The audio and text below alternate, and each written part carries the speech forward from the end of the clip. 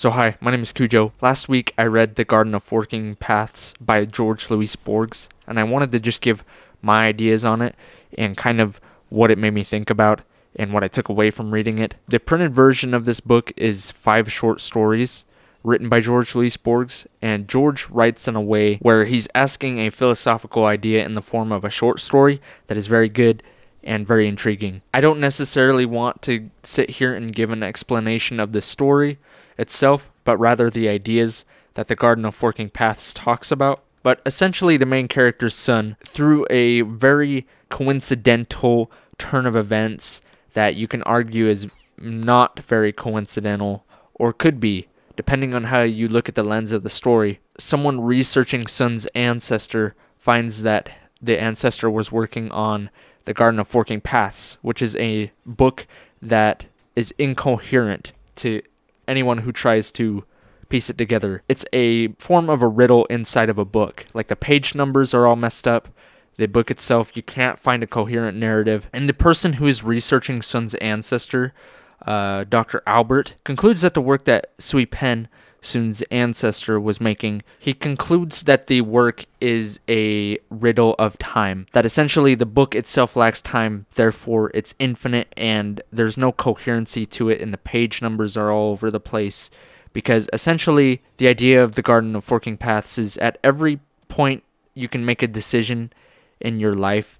If time is just a construct and time doesn't seem to happen in a linear way that someone like Schopenhauer would say. So to try to explain it a little bit better, basically, instead of trying to make a linear book with a linear sequence of events, at every point the decision could be made by a character, that the person writing the book essentially opted to choose all of the decisions and put them inside of the book. So if you were to take this idea and pull it outside of the book, at every single decision that you can make in your life, the infinite amount of options that you could make has created an infinite amount of realities that are all happening in sequence if you take time into consideration. But if you were to take time out of the equation of this idea, then that means essentially the now is just phenomenon. Therefore, that makes every single potential possibility all happening at the same time. I think trying to even just describe this idea will drive me or another person mad if you're trying to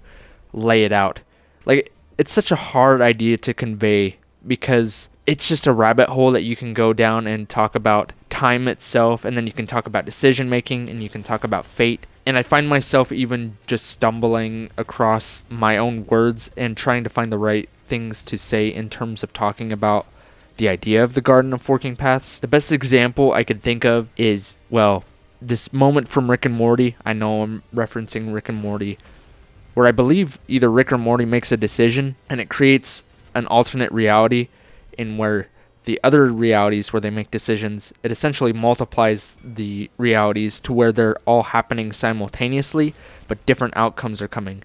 The idea in the Garden of Forking Paths is all of these outcomes happen. They're the true outcomes, every single one of them. So if you take the infinity into that happening, and all of them happen at the same time, if you take time out of the equation, then you get the Garden of Forking Paths as a book. And with this in mind, it also makes sense why you could turn it into a labyrinth, because you just get lost in the amount of information and infinitude that there is in an idea like this. So in the story, as Sun talks to Albert about these ideas, Albert kind of prods at him and says, in one of these different alternate realities that we're not experiencing, you're actually my enemy, which in the reality that they're experiencing, or the present moment, it actually turns out that Sun plans to kill Albert in the story. Sun is about to get caught by his pursuer, so he tells Albert to turn around, and he ends up shooting him in the back, of mice and men style.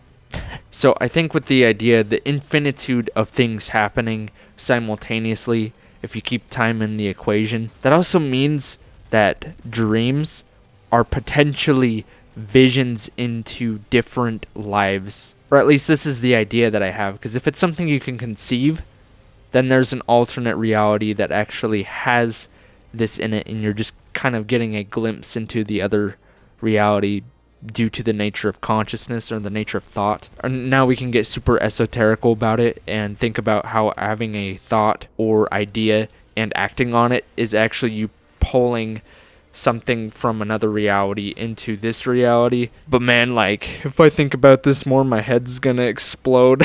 I felt the need to talk about it because Who's Lila, a game that I really love, brings up the Garden of Forking Paths, as well as Ultrakill, a game that I adamantly love, and apparently they updated it, so that's the footage I'm using for this video. Named one of the levels the Garden of Forking Paths. So going back to George Louis Borg's short story, if you take out time out of this story and simultaneously everything happens, that means that contradictory details can exist.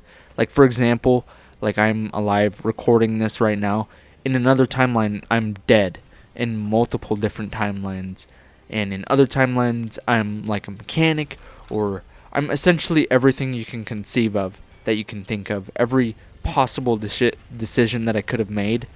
And even before me, it sprouted almost like an eternal flower blooming upwards, is how I would explain it. Like a butterfly effect that is non-stop. So anything that you can conceive and anything that you can imagine is actually in an alternate timeline. I think one of the greatest pointers to this could be when we're dreaming. It's a really interesting thing because when we're in the dream, we believe that we're in the dream. So when I'm dreaming, sometimes you can have a lucid dream and then become aware that you're dreaming. But if you're not lucid dreaming, then you're not aware that you're dreaming until afterwards when you're able to reflect on it. Like, oh, that was a dream. But while you're in the dream, you believe you're in the dream. But what if you never had that realization that you were dreaming? I think that gives experiential evidence to the Garden of Forking Paths. That if you don't have a conception of time, then everything is just happenstance or phenomenon, and that everything experientially is actually reality, and anything that you can conceive in the current moment is the reality of experience, of subjective experience. This might be a little bit more typical than my actual like normal videos, and this might not make sense to most people. This is like a metaphysical idea and a contemplation on the nature of time itself. So hopefully it helps someone thinking about this, or if I return to this, it gives like some concrete idea on trying to find like theory or something to experiential things about life itself. I should just make another video talking about the other short stories and the ideas they present, being one of my favorites from the collection called Death and the Compass. And that short story is a commentary on free will and destiny, or a grand idea of fate, which kind of acts in complete perpendicularity to the Garden of Forking Paths, I think, where it almost works opposite, where all the branching paths come to one thing. It's just very interesting. I think George Louis Borges is a great writer. You should definitely check him out. Anyway, I love you. Don't get lost in this maze of life. I hope that you can find your way through the labyrinth of the world. Just know that I love you very much. And thank you for taking the time to watch this. Goodbye now.